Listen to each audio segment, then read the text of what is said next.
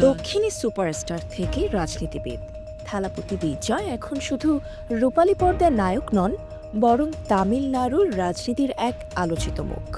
সম্প্রতি রমজান উপলক্ষে চেন্নাইয়ে এক ইফতার পার্টিতে অংশ নেন বিজয়।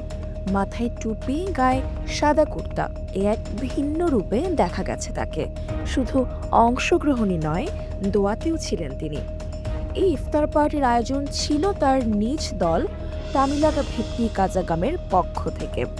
রাজনৈতিক ময়দানে নেমেই সাম্প্রদায়িক সম্প্রীতির বার্তা দিলেন বিজয়। বিজয়ের এই পদক্ষেপ নিয়ে সামাজিক মাধ্যমে মিশ্র প্রতিক্রিয়া দেখা গেছে। একদিকে অনেকে বলছেন এটি এক সাহসী ও অন্তর্ভুক্তিমূলক উদ্যোগ, অন্যদিকে কিছু নেটিজেনরা তুলেছেন প্রশ্ন, করেছেন ট্রোল। 2024 সালে নিজের রাজনৈতিক দল গঠনের ঘোষণা দিয়ে 2026 সালের তামিলনাড়ু বিধানসভা নির্বাচনে প্রতিদ্বন্দ্বিতার পরিকল্পনা করছেন বিজয়। ইতিমধ্যেই তার প্রথম সমাবেশে লক্ষাধিক মানুষের উপস্থিতির দাবি করা হয়েছে, যা প্রমাণ করে শুধু সিনেমা নয়, রাজনীতিতেও দারুণ জনপ্রিয় তিনি। রাজনীতির ময়দানে থালাপতি বিজয়ের পথ চলা কোথায় গড়াবে? জনপ্রিয়তার এই ঢেউ কি তাকে তামিলনাড়ুর ভবিষ্যৎ নেতা করে তুলবে?